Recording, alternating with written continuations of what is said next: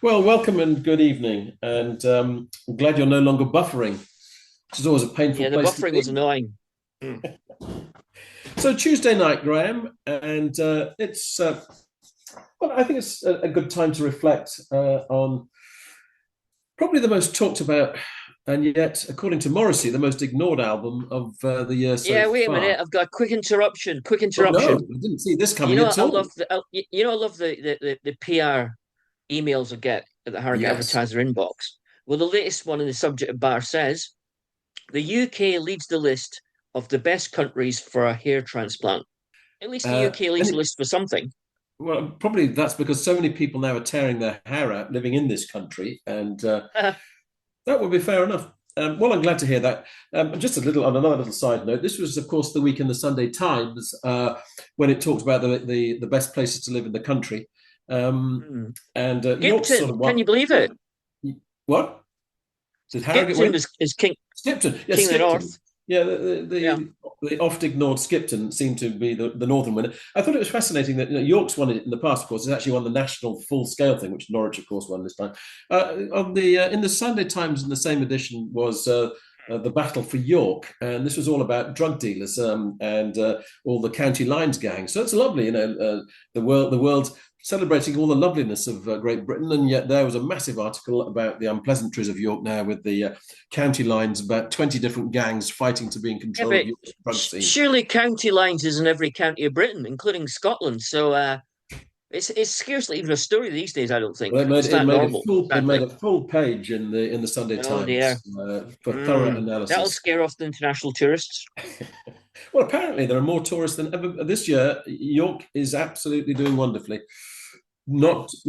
Not we're talking about sort of British tourists are flocking to York. Apparently they're loving York, so that's great. Flocking. That's what I thought you said. I said flocking, Graham. Yes, I did. Yeah, I thought so. Mm.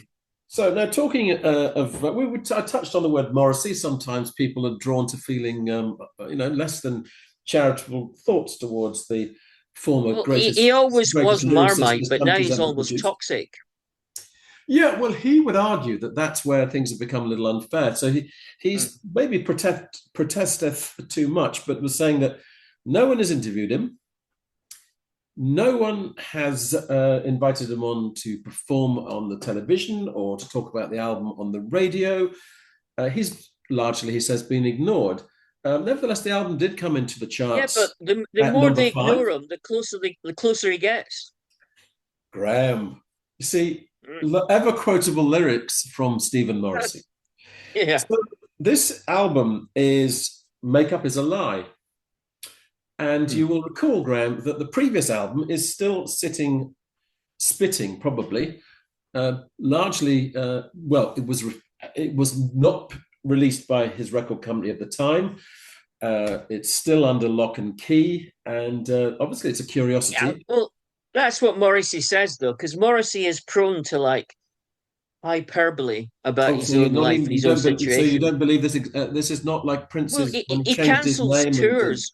He cancels entire tours if he's got a sneeze well, he or said if he the was pillow's the tired. wrong color. The other day he said Yeah, he was if tired. the pillow's the wrong color, he cancels a tour. So you never know. He's in that way he's right, like Donald Trump. Whenever Trump talks, you think, is this 100% real or 50% real or completely made up? And you're never quite sure. Graham, I think I would say that Morrissey has been a remarkably prolific songwriter. I have no reason to doubt that an album that he was supposed to be releasing did not happen. It does happen to artists. Record Yeah, companies go, yeah, no. yeah. Okay. I'm not saying he's made up. It's I possibly think to true. compare him to But Donald Make Up Trump, is a Lie. Well, I mean, you seem to think Make Up a Lie is a good album. I think, look, I find it awkward, and I think so many people do. My favourite story of Morrissey of recent times was the bag that started going around Manchester, which simply said "STFU Morrissey." What does that mean? I'm not saying it on air. Oh Shut, dear. shut the up, Oh yeah, I get it. Morrissey. I get it. I Right? get it. Yeah. Okay. Mm. Mm. Manchester felt that he had so much to answer for rather than Manchester. And Yeah. Yeah. I believe that for all the fact that there's been clearly some unpleasantries that have been ushered by him, and it's Mm. probably the most crushing disappointment I think of musical heroes from this country. And I'm not making comparison with those who've been revealed to be sexually perverted or anything like that. It is simply that his politics obviously have been deemed somewhat offensive in this era, Yeah, but where yeah, you're not he's allowed not to express consistent though. opinion. Whereas Farage almost always talks offensively, Mm-hmm. Morrissey is offensive probably one in every 3 or 4 sentences or statements. You So sure it's as many as that, Graham? he's never wholesale become one of what we would call the bad guys. He No, he's just not. occasionally says something that makes you wince and go, "Oh, really? Oh." Right. Okay. So that I take that on board. Now, I would say that this album doesn't have such material on it.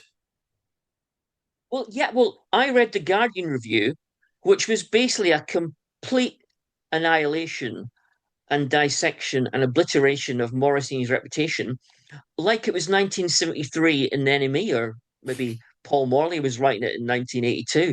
It was a complete, character assassination. So I assumed the album would be full of conspiracy theories and No, offensive political stuff. And so no, when I played the album, I thought, wait a minute, none of that stuff that was in the Guardian review no. is actually on the album. And I think that's probably partly Morris's own frustration. I Mm, mean, mm. on it's the tour shows have gone from sublime moments as usual to actually saying the kind of stuff that you're saying, including actually the Notre Dame single having different lyrics live than it does on the single and album version. He uses the word terrorist in the live version. He doesn't in the recorded version. Yeah, So but whether let's face it, whether as conspiracy nuts go, making up a conspiracy about Notre Dame's fire isn't up there with all the Looney Tune stuff that hard right wingers come up with on a no, regular no. basis, especially in America. It's a relatively benign Mm.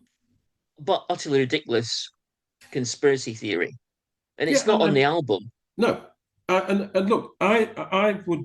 I mean, maybe I protest too much, but I think a song like Lester Bangs about Mm. his well, he of course he used to write to the enemy regularly as a young man, didn't he, Morrissey? And he cherished the writing of Lester Bangs, and not the only one to do that. And I actually think, fine, that's the kind of song that's poetic, celebrates one of the great pop writers, and I see that as a. I mean, I would love to know why the Guardian would see anything wrong in a song like that. Well, It's got a it's perfectly because no one serviceable tune. supports most stars these days.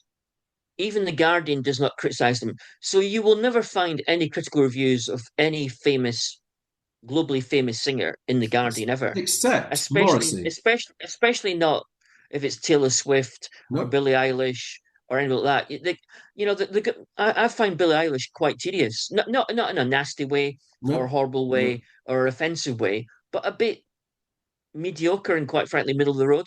So But she still gets glowing reviews. So So why they is pick on Morrissey the Morrissey one because exception?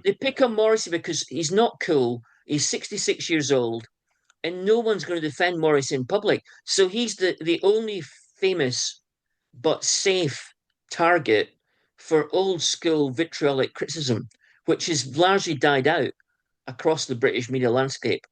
So that's why they did it, because he's vulnerable and he's weak. Always kick a man when he's down. Always kick the dog when they're in the gutter, and that's what they've done with Morrissey. So I don't mind them being critical, but the review was outrageous. It was simply scabrous beyond reason. And I personally think Make Up a Lie is like most of his albums the last 25 years, Mm, compared to his high career peaks with the Smiths, then yeah, his first 4 solo albums in the yeah, late 80s, early 90s, a completely average album, which is pleasant to listen to, but yeah. nothing sticks in your head afterwards. None of the lines are particularly clever or particularly emotionally moving. It's just a serviceable, listenable, reasonable album. It's not any better than a bad Hamish Hawk album.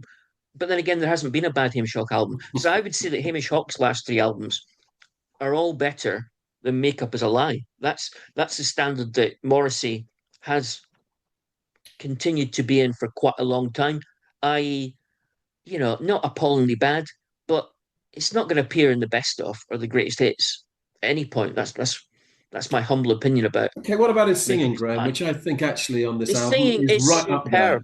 superb. That's The the sing point. And that now Yeah, the not one singing is review as has talked good. about that.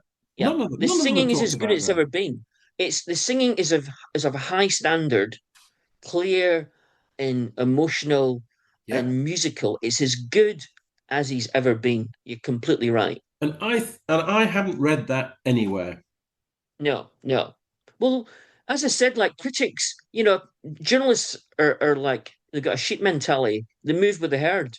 They attack in packs and they retreat in packs. So there's nothing in it for any British critic or writer to praise Morrissey. There just isn't.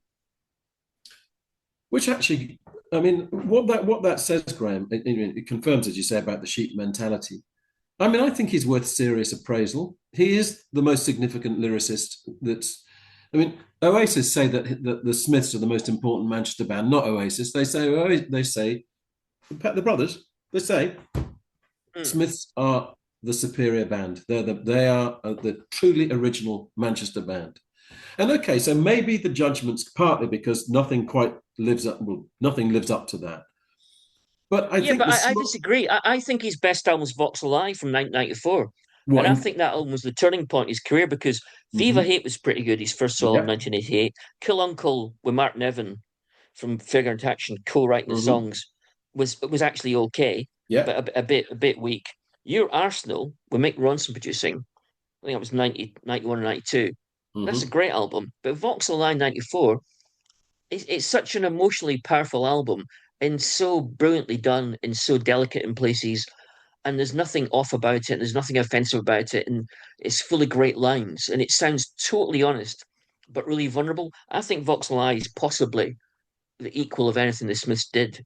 And he Mm. never reached those heights again. Even You Are the Quarry, his great big comeback in 2004, which was the last time that British critics and writers raved at Morrissey, was You Are the Quarry 2004. I thought that was still fairly mediocre compared to Vauxhall and I just love Vauxhall and I. Graham, I'm interested to know. I would suggest that Boulevard is up there with some of his greatest songwriting, and I think that Many Icebergs Ago has plenty of merit to it too, and including in the lyrics in both of those. So I'm fascinated you because you Yeah, mentioned nothing is yeah. memorable in any of the lyrics.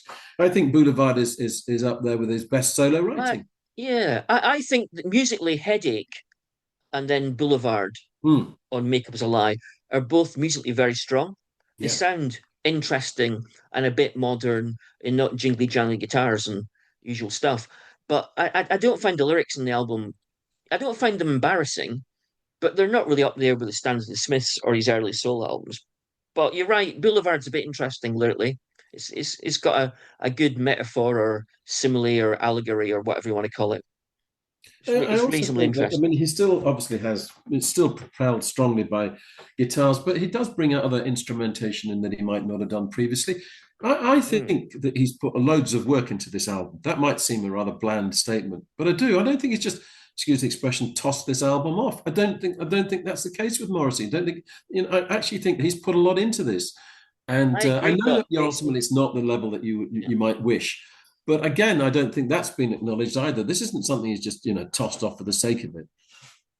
I think, but it's still more perspiration over inspiration. It reminds me of a average Paul McCartney album, and I'm a massive Paul McCartney fan. You And are he's done indeed. so many albums where Mm, there's a lot of Paul McCartney albums which I like, which are basically four tracks that you take home, and yeah. all the rest you just leave at the bus stop. Hmm. And this is what Morrissey's got here and has had for a long time, a sequence of albums where there's four tracks you might think about, you know, putting in your bag. And Hmm. the rest of them, you don't really want to keep with you because he's done so much better so many times before. And I think that's where he's really got to. But that puts him in a bracket. Considering that he started writing songs in the early 80s, that means he's one of those old timers like Neil Young and McCartney and the Stones Hmm. and Dylan the Hmm. who don't always come up with the goods because they've been doing it so long and you can't reinvent the wheel over and over again. So you shouldn't judge him too harshly because he's 66. He isn't 27 I anymore when you or say that, Graham, 34. maybe Elvis Costello comes to mind. I find Costello constantly interesting, but when does he write classic tunes these days? I'll tell you, And very then rarely. And there may be the comparison. I mean, interestingly, the tour that I'm Mm. going to go to is this tour, whereas looking at his early, well, it refers to it as his early years, but I mean, effectively, it's yeah, from the debut album through to Blood and Chocolate. So It's his big selling years, is what it it's his is. big, it's really that's the truth. It's his big selling Yeah. years, exactly. But I Mm. think you could, I'm not, no, Costello's politics couldn't be more different from Morris's, but I think you can make a comparison about maybe not hitting the peaks of before. But I think that on the grounds that I was expecting the worst with this album. I thought Mm. actually I know you're questioning whether it's a lie that it's a return to form. I mean, it's not like the lies about when Stones albums and Dylan albums get reviewed and they keep saying it's the best thing since something from the Well, 70s. that's true. The Stones always get good reviews, no matter how bad the album Yeah, is. and pretty much the case with Dylan as well.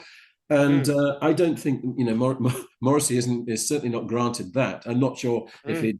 if he'd had less unpleasant political thinking that he would have actually been treated any differently with that. I think he's always been a contrary character. I think he's always provoked reaction.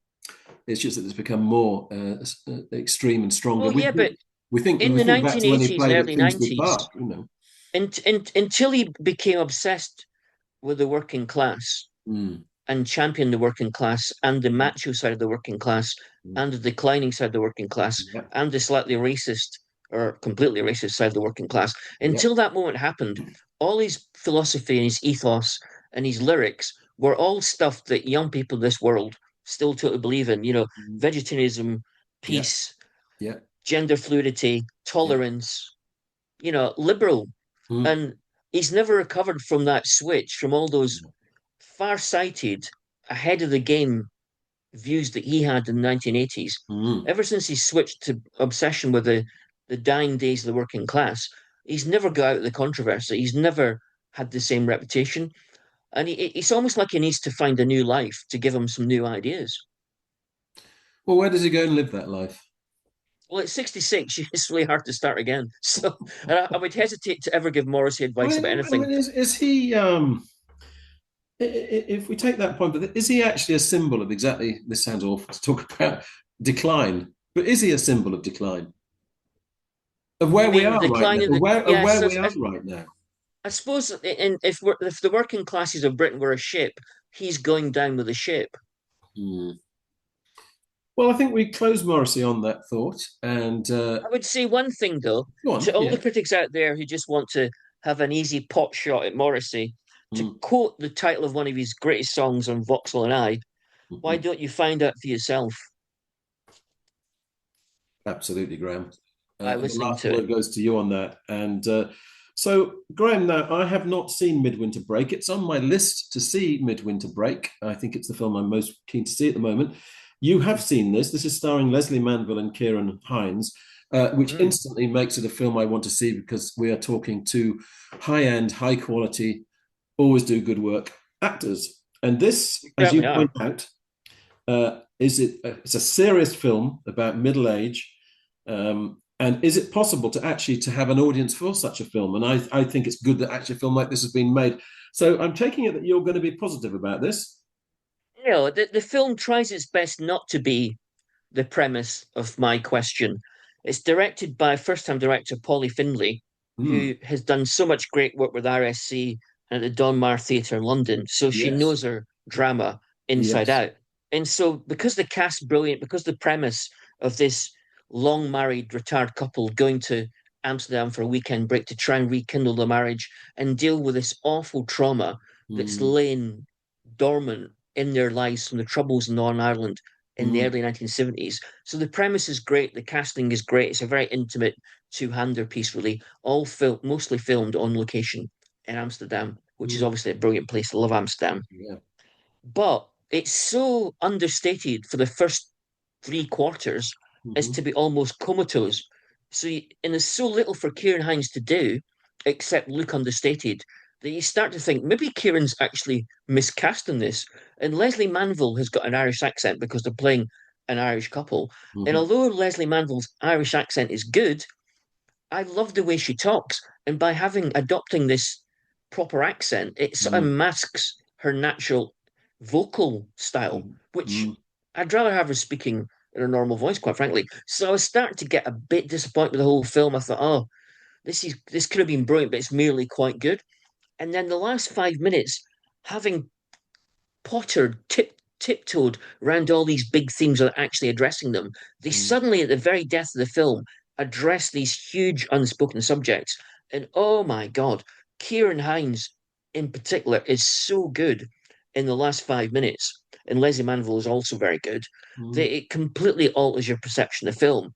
And you suddenly realize what a good film it is. But it takes the very end of the film to make you realize that, really. Was this previously a stage play converted to cinema? It was a novel. Novel, right? And this is the strange thing about the film. It's based on a novel by Bernard LeClaverty, Hmm. which was a acclaimed novel, which is Mm. obviously why they made it a film. Yeah. But there's so little happening in the first three quarters of the film that I assumed before I did the research it was from a short story. There was Mm. so little going on. The fact it's from a novel I found quite jaw dropping. I thought, my God, they must have really trimmed that novel back to get Mm. this script. Mm. But as I said, I forgave the whole film's ridiculously slow burning nature for the last devastating 5 minutes, which are an acting masterclass.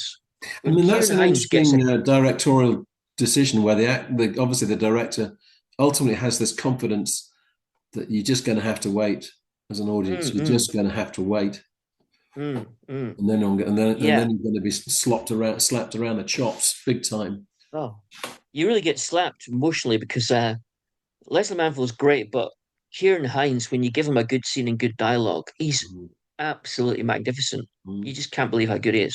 So Sensational. where And were you able to see this, Graham? Was it playing? every man in Harrogate, and Right. So Hannah Peel does the music. So the first three quarters is all sort of like deep double bass and yeah. sort of like keening, slightly sinister violins, Mm. and it's that sort of Her film. And then specialism. suddenly the boxer comes off the ropes in the Mm. last round and starts slugging, and there's a knockout blow, and the film finishes. Bloody hell! Does the music magnify that further than at the end, Well, the or does it last step five back? minutes is so good that you forget the music's there, Yeah. if there Yeah. is music. Yeah. So, well, I will still see it, Graham, and thank you for the warning that I can sleep through most of it, but I must be awake for the last 5 minutes. So it's going to be a good use of my time when I need It's to. it's very close. The slow burning is very close to being great, but it's almost like it just needs like if it was a volume switch on an amplifier, Mm. they've got the volume switch at one when it needed to be at two or three. It's that close to being just right. And so, what about the director's style? This is the first time director. Could you sense Totally that? understated. There's nothing Mm. clever about it. It Hmm. just looks solid and good, and it's all dark tones and obviously the browns of Amsterdam, and Mm. it's all fairly. There's not much sunshine, not that much brightness. It's all quite intimate, so it's not flashy. It's not a flashy piece of direction. And It's less visual. It's less visually striking than the Banshees of Inisherin. It's not. It's or in Bruges. It, you know, so, I mean, where's in Midwinter Bruges Break's like used? an old timers version in Bruges. Because in Bruges uses Bruges brilliantly. How is Amsterdam used in this film? It uses it very well. A lot of on location scenes, so that's great. But it doesn't bring anything out that isn't there. That's the she. I think she's deliberately kept it low key, which I think has been an artistic decision. And I think she's almost kept it too low key Because by when one not thinks of much. how a city like Venice is used in film, I mean, Venice kind of smothers a film. It's so impactful when it's used, invariably for films about death, it seems. But you absolutely, it's key to the film. Less so Well, Amsterdam here.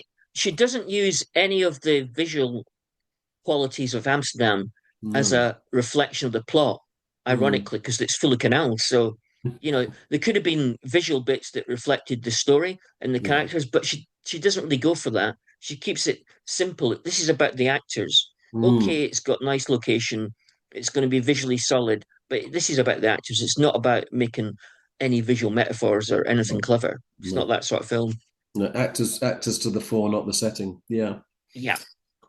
Splendid. Well, I think overall, would you be saying what, 3 stars, 4 stars? I think for the last 5 minutes, it's 4 stars. If it Right. wasn't for the last 5 minutes, it's definitely a 3-star film. Okay. Um, Now, Graham, I'm sort of on a different tangent. Bruno Mars. Now, of course, Mars.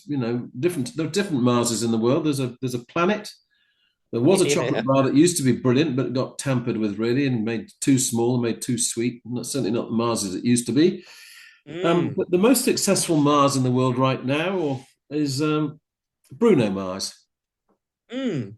Yeah, well, in terms of like monthly listeners on Mm, Spotify, and the top 10 is all people who get from 80 million to 110 million monthly listeners mm, following them on Spotify. So Bruno Mars is number one, Taylor Swift's only number five, Ed Sheeran, and a sign, as I said last year, that his yeah, career's slipped a yeah. bit. He's number 12. Mhm. Bad Bunny, whose career's hugely on the rise, especially since Super Bowl in America, he's number two. Billie Eilish is number nine. Rihanna's number four. Drake, the top rapper, is number 10. Kendrick Lamar, number 16. There are no rock bands in the top 20. There's no guitar people. The closest thing to a rock band in the top 20 Spotify monthly listeners globally is Coldplay, who are number eight, which is pretty high up the list. And they're more So popular even though there. I don't love Coldplay, I'm Mm, quite impressed that a band that's been together for more than 25 years, mm, maybe nearly 30 years, mm. is actually in the top 10. That's pretty impressive. Why is Bruno Mars number one, Graham? Well, it's not about albums anymore, as you know, on Spotify. In the digital That's world, it's singles, individual singles, single songs. songs. And also, it's an international marketplace. So there's more and more of the top 50 are international acts who sing in a foreign language. And they're Mm. mainly from parts of the world that do not and have not figured strongly in rock history and pop history. Latin American countries, Bad Bunny. Asian countries. So Mm. because digital world is a global world, an international world, the dominance of music by Western Europe and Britain and America in particular in rock and pop history has been completely loosened because of the digital world. Is That's that a sort of good thing, gone. Graham? Is that a good thing? Well, as a theory, it's a good thing. As in the spirit of liberal democracy, it's a good thing. In terms of music, well, I don't think so because I don't think people are going to be writing books about Bruno Mars in 40 years' time, or No, having box sets, or Rihanna, or no. maybe even Taylor Swift, although she may get a few because she's had a huge cultural impact as well. Mm. So I just think these are people who, back in the 70s, would have been the Glitter Band or Casey and the Sunshine Band. That's what's happened, which is no problem because pop music's always contained stuff that you and me didn't like since the day we were born, although we weren't born together. I hasten to add for listeners out there. But the biggest rock acts, really, in terms of Spotify listeners, are Queen, 51 million monthly listeners. The Beatles only have 34, So, which is slightly shocking. But then again, their last new record, unless you include Now and Then, as the Threetles, was back in 1970. The Smiths, surprisingly, to a degree, have 22 million monthly listeners. That's pretty good, damn impressive. good. And I'm guessing that's because their viewpoints when Morrissey was young and liberal still tie into what young people think now. Jesus Mary Chain, less than a million, just over 900,000. Mm. Surprisingly, perhaps, Cocktail Twins, nearly 5 million. Nearly I five suppose million. because they invented Mm. dream pop, Yes. and There's an therefore dream interview. pop is There's an still interview loved with by a lot of young people. So, Liz Fraser's done a sort. Well, it is an interview. It's it's either Uncut or Mojo, probably Mojo, I think, one or the other this month. And mm, she did perform. She did perform with Massive Attack last year. So she lives in Bristol now. So it's all. And I think it's one. She did one single and one EP with Sun's signature since 1997. That's remarkably yeah, unproductive. but once you've heard a good Cocktail Twins song with Liz Fraser's voice and Robin Guthie's Mm, guitar, mm. you remember it forever. Cocktail Twins aren't a fly by night, They come are and not. go They are not a fly by fashion night. bit of music that's a bit of fluff that's going to be But blown away by the wind in years to come. yeah, The best Cocktail Twins songs are going to be there for an awful long time. they are. They are indeed. So she doesn't seem to be any closer to the idea that the Cocteau Twins might get back together again anyway. So, I mean, Well, what would be the point? they're on speaking terms now. Both Robin and Yes, Liz from that apparently they are Move now on interview speaking terms. now Yes. now talk to each other in Mm, a pleasant mm, fashion. It's mm, not you say they're ever going to reform, but mm. it's a minor step forward. I mean, what has happened is that there's been reissues of the albums on 4AD, and which is, again, well, that's on vinyl, which is renewed interest in Cocteau Twins as well. And of course, I mean, the voice of Teardrop for Massive Attack, one of the most potent tracks of its time as well. So, a goddess, it's fair to say. Now, And Graham, from my obviously, hometown and my school, so well, yeah, I mean, they it's talk pretty about, I mean, impressive. in the interview, sort of brings up the starting Grangemouth, Mm, mm, mm. um, Well, yeah, and and apart how from they the looked, artist, how she looked, and he had red hair apparently when he was yeah. in Grangemouth. Well, that's not unusual in Scotland or Grangemouth, No, no, I but don't think it's that I would type of say Graham. I I don't would think it's that say, type of red hair. I don't think we're talking ginger oh, nuts. No, yeah, it's all right. You can't get me that way. Yeah, no, although I I could have two call it ginger nut racist. brothers. I have two I ginger could nut take it brothers. offense. I could definitely cancel this show because of that remark. But no, the Cocktail Twins are without doubt the greatest thing to come from Grangemouth, apart from the modern artist Alan Davey and myself, I And think. yourself. I thought you might suddenly. I thought, where's this sentence going? I thought, I've got a feeling I just know where this sentence might be going. Mm, mm. So, Graham, any further interruption you would like to make at this point?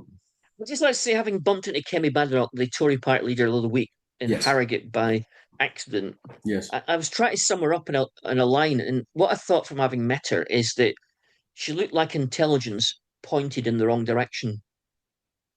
Could you explain that theory?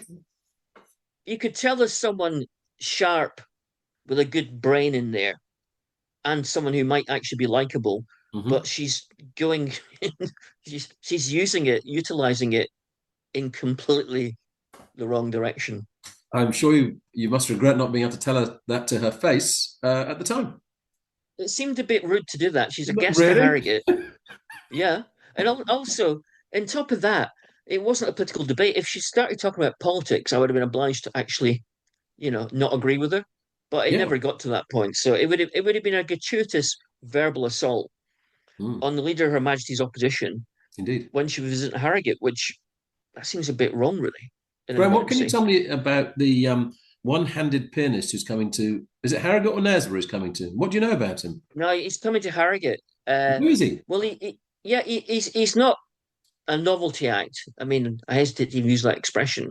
He's Mm, a full-blown, internationally acclaimed, very experienced pianist of massive reputation, mm. not based on the fact he's only got one hand. Have you heard him? Well, no, but I don't have to. I mean, you look at his CV and who he's played with, Mm. which concerts he's done, where he's appeared, and you just know that the classical world isn't a world full of like novelty acts, is it? You No, can't just no. turn up with a hula hoop and spiky green hair and expect to get a gig in the classical world. So I looked at his CV and I thought this guy must be really good. Mm. Where's he playing? To be absolutely truthfully honest, Oh, you did write a can't very, very remember. comprehensive list of all these events that were coming up over the next months in Harrogate and Knaresborough. Well, the trouble is, he's either playing the Harrogate National Festival's Sunday series, which finishes shortly, Mm. or he's playing at Hack's Music Festival in Harrogate in the summer. It's definitely one of those two. But if my life depended on me deciding it correctly, and bearing in mind I'm a good guesser in general, but very bad at 50-50s, I'm very sorry that I I wouldn't brought like this to hazard a matter up. guess. Mm. Yeah, I'm putting in I can't get this one. one-handed You've dug pianist me in a hole Harrogate. that I can't get out of. I'm so sorry. This is my unfortunate. Right. The world's only one-handed concert pianist, Nicholas McCarthy. That's him? Mm, mm, mm. Yeah? Okay. Well, So, yeah, you tell me. I didn't claim to be an expert on this pianist. no, I do apologize. Right. So he's going to make his Harrogate debut, and free art. The York Press, we can't get to the article. That's just typical, isn't it? Okay. So it's the Harrogate International Festival. It's a summer Uh, one, Hacks Music it's Festival. this weekend. No, it's this weekend. It's a Sunday series at the Old Swan Yeah. Hotel, So he's playing 11 the Old a.m. Swan Yeah, Hotel this yeah, yeah, yeah, Sunday yeah, yeah. at 11 o'clock. So it's the morning one. There you go. Very Yeah, I popular knew that. series. Well, it's hugely important. It's high quality and has been for decades. It's an amazing series. But Harrogate is a very classical music town compared to everywhere else in Britain. Yeah, left-handed. He performs 3,000 compositions he can play. Yeah, not at the same time. That's extraordinary. Well, that's a heck of a lot of works he can play. Tickets available, tickets available on the door, subject to availability. So there we go.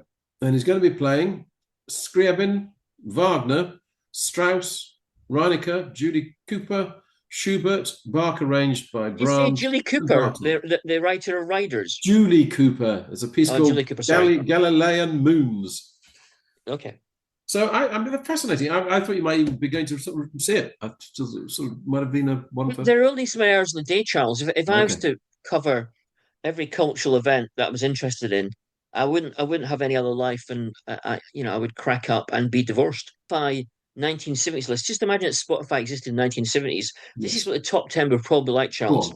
You'd probably have Boney M, Perry Como, Elton John, Bay City Rollers, Casey and the Sunshine Band, the Osmonds, Barry White, ABBA, and then rock bands, maybe Wings, maybe Fleetwood Mac, but that'd be about it. So there's something about the digital world that pertains towards the big, sort of like ephemeral, enjoyable pop nonsense. Is that what it is now? Is that all it is now? Well, it's just a backdrop for you to like have a good time and do something else. It's not going to influence your life. You're not going to get comfortably numb in there, are you?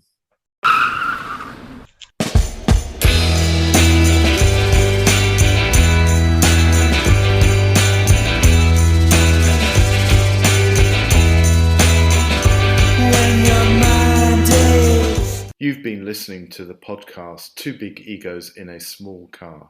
Your hosts were Graham Chalmers and Charles Hutchinson. This was a Baltic sub-production.